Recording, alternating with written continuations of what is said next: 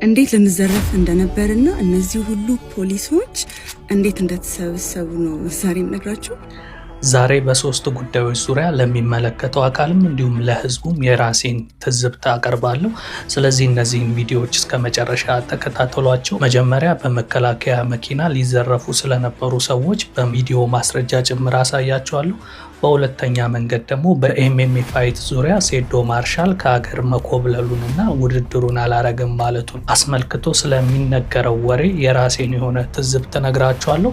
ሶስተኛው ደግሞ እሱም ዛሬ ላይ ስለተነገረው ስለ ጋዜጠኛ ሶፎንያስ ይቅርታ ብሎ እንግዲህ ወደ ህዝቡ በቅርቡ ለመቀላቀልም እንዳሰበ የተናገረበትን መግለጫ በሶስቱ ቪዲዮዎች ዙሪያ የግሌን ሀሳብ አስተያየት እሰጣለሁ። ቪዲዮውን እስከ መጨረሻ ተከታተሉት። መጀመሪያ ግን ይህች እህታችን ለዛውም በመንግስት የመከላከያ መኪና ወንጀል እንዴት ሊፈጸምባት እንደነበር የተናገረችውን ቪዲዮ ላስመልክታችሁ።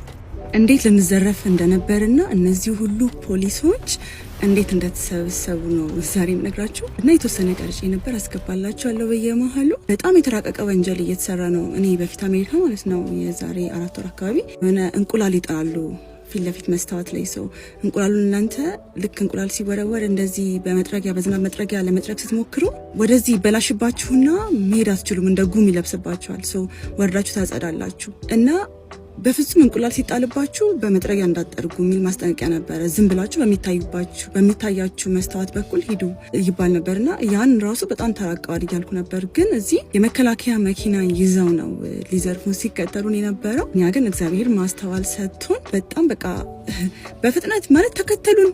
መንገድ ይዘጉብናል። መንገድ ዘግተው ያቆማሉ። ከዛ በሮንግ ዌይ ሄድን ነው የምናመልጣቸው ሁላ በቃ የሆነ ሙቪ ነው ይመስላችሁ ጌታ። እና ከቦሌ ወደ ብሔራዊ ሄድን ነበረ። ከዛ መንገድ ላይ ክላክስ ማድረግ ጀመሩ። ሬድ ላይት ነው ምን ሆነ ነው ብለን ዝም አልን። ልክ አረንጓዴ ሲሆን ያው ወደ ፊት ስንሄድ ተከትለውን መጡ። እዛኛ ወደ ራይት መታጠፍ ፈልገን ነበረ ምናምን ብለው በመስኮት ማባራት ጀመሩ። እኛ ደግሞ ያው ሬድ ላይት ስለሆነ መጠበቅ ነበረባችሁ ቢካዝ ምንም ወዴትም ፈቀቅ ማድረግ ምንችልበት ሁኔታ አልነበር። ከዛን ውረዱ እንደባደብ ምናምን አሉ። ምን ፈልገው ነው ሰዎች ብለን ቀጥ ብለን ዝም ብለን መሄድ ጀመርን። በመስኮት እየወጡ ወራዱ እንደማደብ ምናምን ይላሉ። ፖሊስ መፈለግ ጀመርን። ትራፊክ ፖሊስ መንገድ ላይ አዳቦች ከምናምን ነው ዝም ብለን እየሄድን ከዛ በቃ በሮንግ ዌይ ሄድን። እንደዚህ መንገድ መሀል ላይ ሲቆሙ በሌላ በኩል እየተመለስን በጣም በቃ የሌለ ሆነ። ሸራተን ጋር ስንደርስ ትራፊክ ፖሊሶች ነበሩ። እዛ ጋር እኛ ወዲያው ዩተርን አድርገን አቆምን። ስናቆም እነሱ አይ ቲንክ ፖሊሶችን አላዩ መሰለኝ ለመደባደብ ያቆምን የመሰላቸው ወረዱ። ያን ታይም ነበረ ፖሊሶች መጀመሪያ ቼክ ምናምን መፈተሽ ምናምን መሳሪያ ከያዙ ብለው እኛም ፈርተን ነበር በጣም መሳሪያ ያዙ መስሎን። ምክንያቱም እስኪ እናንተ ብትሆኑ የመከላከያ ሰራዊት መኪና ይዞ ሰው ቢያባራችሁ ምንድን ነው የሚሰማችሁ? እና መከላከያ ናቸው ብለን ብናቆም ኖሮ ብዙ ነገር ይፈጠር ነበረ። ከመኪናቸው ውስጥ ብዙ ታርጋ ተገኘ። በቃ ብዙ ማጣራት ውስጥ እኛም ሄደን እንደ ፖሊስ ጣቢያ ቃል ሰጠን ምናምን። ግን 3 ናቸው መኪናቸው ውስጥ ያስገባላቸው አለ መኪናውን ታርጋ የመከላከያ ሰራዊት የሚል መኪና ነው። እኛ ምን ሆነ ነው ምናምን ብለን ያው ሌላ ሀገር ውጭ ሀገር ምናምን ልክ እንደዚህ አይነት ነገር ከሀራስ እያደረጉ ሰዎች ካስቸገሯችሁ ወደ ፖሊስ ጣቢያ ወይም ወደ ፖሊስ በቃ ፖሊስ ወዳለበት ቦታ ነው የምትሄዱት እንጂ ከነሱ ጋር ሰጣ ገባ ውስጥ መግባት አያስፈልግም። በጣም በመንግስት መኪና ሳይቀር እንደዚህ የተራቀቀ ወንጀል እየተሰራ ስለሆነ ተጠንቀቁኛ። ተርፈናል፣ እግዚአብሔር ረድቶናል እና ይህን ይመስላል። ይሄ እጅግ በጣም አደገኛ የሚመለከተው የመንግስት አካል የራሱን ተቋም ውስጡን በጣም መፈተሽ እንዳለበት የሚያስመለክት ቪዲዮ ነው። ምክንያቱም አሁን እነዚህ ሰዎች እንግዲህ በራሳቸው ደፈር ብለው ለማምለጥ ባይሞክሩ ኖሮ የሚደርስባቸው አደጋ በጣም የከፋ ነው የሚሆነው። ሁለተኛ ሌላ ሰው ቢሆን ሊቆምም ይችላል። ምክንያቱም የመከላከያ መኪና ነው እያያቸው ያላችሁት፣ የመንግስት ተቋም መኪና።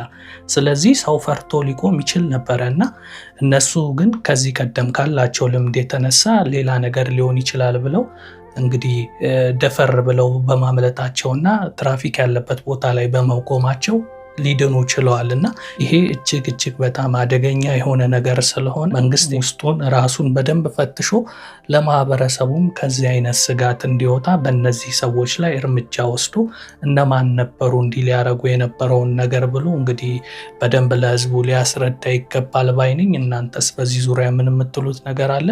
ወደ ሁለተኛው ቪዲዮ ደግሞ ስንሄድ ዛሬ ላይ የሰማነው ነገር ነው። ምንድን ነው የሚለውን ግን በተወሰነችን አጭር ቪዲዮ እንመልከት። መጀመሪያ ሲያምርሽ ይቅር ጌንችና የኢትዮጵያ ህዝብ ሲያምራችሁ ይቅር በነፃ ልታለባልቡኝ ማለት ያው ዩሮፕ ገብቻለሁ። ያው ቱርክ ነው ያለሁት። አልተገናኘንም። እኔ እንግዲህ እንዳያችሁት ነው ሴዶ የሀገር ክህደት ፈጽሟል። ኮብልሏል ከሀገር ምንም ማድረግ አይቻልም። ለማስመለስ እንጥራለን። በኢንተርፖልም ቢሆን ለማስመለስ እንጥራለን።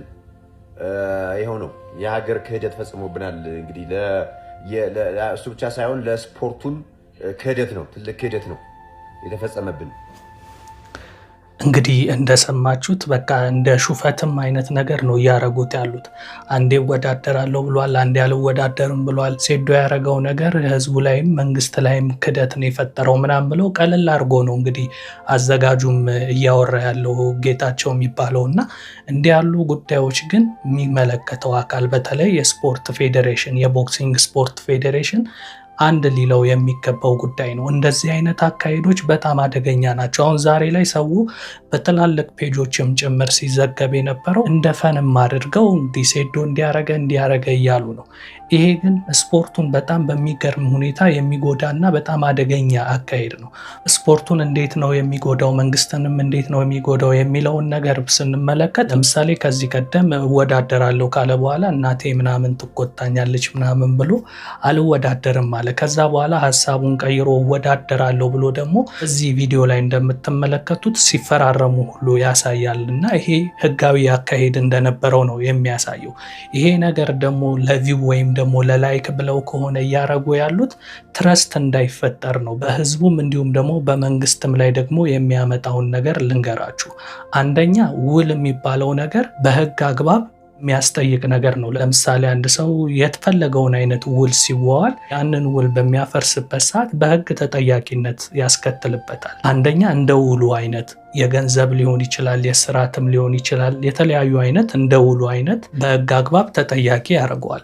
ሁለተኛ ነገር ደግሞ እንደዚህ አይነት ውሎች ማን ነው ማዋዋል አለበት የሚባለውን ነገር ጥያቄ ውስጥ የሚከት ነው የሚሆነው። አሁን ላይ ሀገሪቷ በግለሰቦች እጅ እየተመራች እንዳለ የሚያሳዩ ብዙ በጣም የሚያስተሳዝቡ ነገሮች አሉ። ለምሳሌ ቦክሲንጉም ሆነ ኤምኤም ፋይቱ ሀገሪቷ የራሱ የሆነ ፌዴሬሽን አላት አይደለ? ልክ ለምሳሌ ሩጫ የአትሌቲክስ ፌዴሬሽን እንደሚባለው ሁሉ የቦክሲንግ ፌዴሬሽን አለ። እነዚህ አይነት ውድድሮች እንግዲህ ሰዎች ለፍተው ጥረው ቦክሰኛ ለመሆን ብዙ ክበባት አሉ። የቦክስ ክበብ አለ፣ የፌዴራል ቦክስ ክበብ፣ የምናምን ቦክስ ክበብ እየተባለ ከተለያዩ ተቋማት የሚውጣጡ ቦክሰኞች አሉ። እነሱ ቦክሰኛ ለመሆን የሚጥሩበትን ነገር አሁን ላይ ግለሰቦች ናቸው የሚያዘጋጁት። ቦክሱም ፕሮፌሽናል እንዳይሆንና መቀለጃ እንዲሆን ጭምር ነው እያደረጉት ያሉት። ኢቨን አርቲስቶችን ጭምር እያመጡ ፈን አረጉት። በቃ ሁሉም የራሱ ሙያ ያለው አርቲስትነት የተከበረ ሙያ ነው። እሱም በተከበረበት ሙያ ላይ ለሀገሩ አንድ አሻራ መጣል ሲገባው እዚህ ጋር መጥቶ መኮንን ላቀና ደረጀ ሊጋጠሙ ነው፣ ዘፋኝ እንትናና እንትና ሊጋጠሙ ነው እያሉ ቦክስ በጣም የረከሰ ነገር መቀለጃ ነገር እያረጉት ነው ያሉትና እነሱ ምክንያት ታዲያ ቦክስን ስራዬ ብለው ቀን ከሌሊት ሀገራቸውን ወክለው ወደ ውጭ ድረስ መወዳደር የሚፈልጉ ተስፈኞችን እንደዚህ አይነት መቀለጃ እያረጉት ስላሉ የሚመለከተው ፌዴሬሽን አካል እንዲህ ግለሰቡ እየተነሳ ይሄንን ስፖርት እንደዚህ አይነት መቀለጃ ሲያረጉት ዝም ማለት ያለበት አይመስለኝም። ለምሳሌ ሀገራችን ከምትታወቅበት ስፖርቶች መሀል ሩጫ አንዱ ነው። እነዛ ሯጮች ሀገርን ወክለው ወደ ውጭ ሊሄዱ ሲል ምን አይነት ነገሮች ነው ማሟላት ያለባቸው? ኢቭን አይደለም ኖርማል ሯጭ ይቅርና ከዚህ ቀደም ወርቅ ምናምን ያመጡ እንደነ ኃይሌ ያሉ እንደነ ቀነኒሳ ያሉ ሯጮች እንኳን ወቅታዊ አቋማቸው ታይቶ ሚኒመም የሚባል ሰዓት አለ። ያንን ሰዓት ማሟላት ካልቻሉ የአትሌቲክስ ፌዴሬሽኑ ወደ ውጭ ሁሉ አይልካቸውም።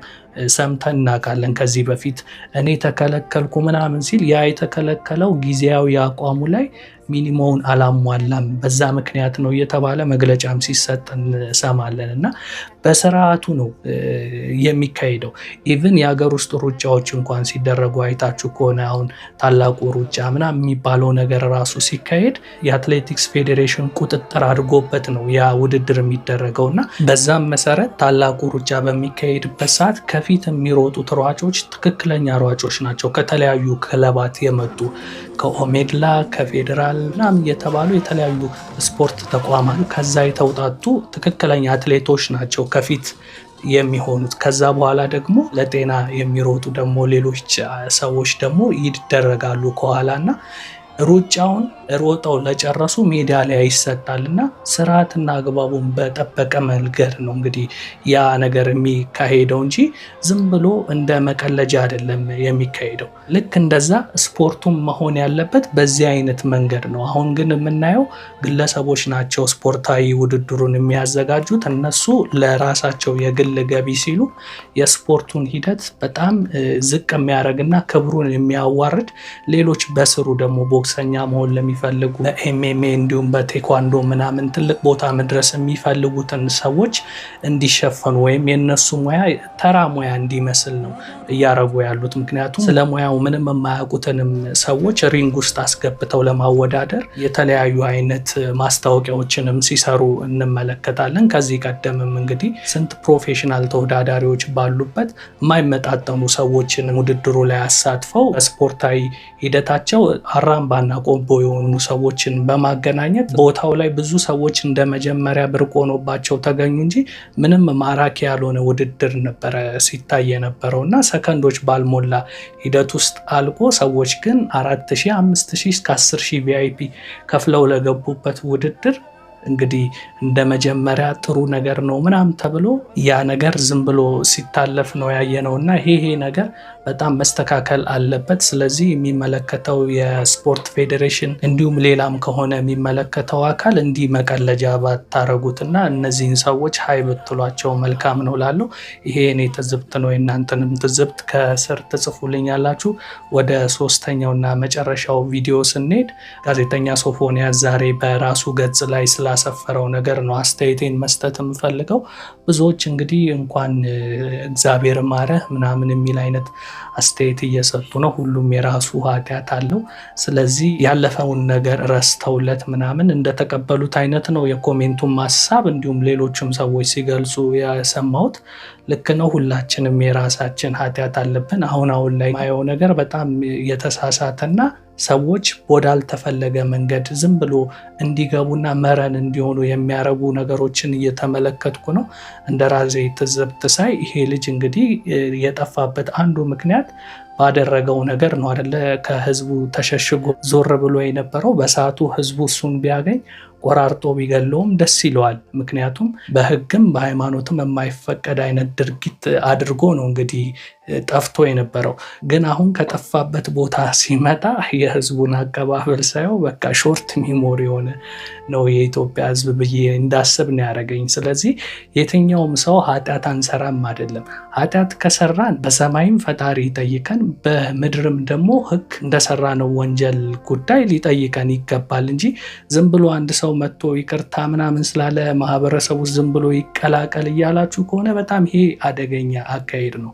ለምሳሌ ይሄ ሰው በወቅቱ የተሰወረበት ምክንያት ከራሱ ብቻ ሳይሆን ከህግም ነው የሸሸው። ምክንያቱም በወቅቱ ያደረገው ነገር በደንብ በቪዲዮ ማስረጃ ሁሉ የተያያዘበት ሰው ስለነበረ በዛ በሰራው አይነት ወይም ደግሞ ላደረገው ነገር በህግ አግባብ ተቀጥቶ ተምሮ ነው መውጣት ያለበት። ምክንያቱም አንድ ሰው ለምሳሌ ወንጀል ይፈጽማል። አንዱ ለፈጸመው ወንጀል 6 ወርም ያሳስረው 6 ዓመትም ያሳስረው ያንን ቅጣቱን ፈጽሞ ሲወጣ ነው ከህብረተሰቡ ጋር መቀላቀል ያለበት እንጂ የፈለጉትን ነገር እያደረጉ ከዛ ደግሞ መጥተው ይቅርታ ሲሉ ዝም ብሎ ተቀላቅሎ ማህበረሰብ ውስጥ የሚገባ አካል ካለ ይሄ በጣም አደገኛ ነው። ነገም ሰው የፈለገውን ነገር ያደርጋል። ከዛ የኢትዮጵያ ህዝብ ሩሩ ነው እንዲህ ስለው ይቀበለኛል አይነት ነገር ብሎ እንዲያስብ ነው የሚያደርገውና ይሄን ነገር እንደዚህ ቀለል አድርጎ ማየቱ ልክ አይመስለኝም። ለምሳሌ እሱ እንዳለው ፈጣሪ ምሮኛል ምናምን እንደሚለው ፈጣሪ ከማረውም ይማረው፣ እሱ አንድ ነገር ነው።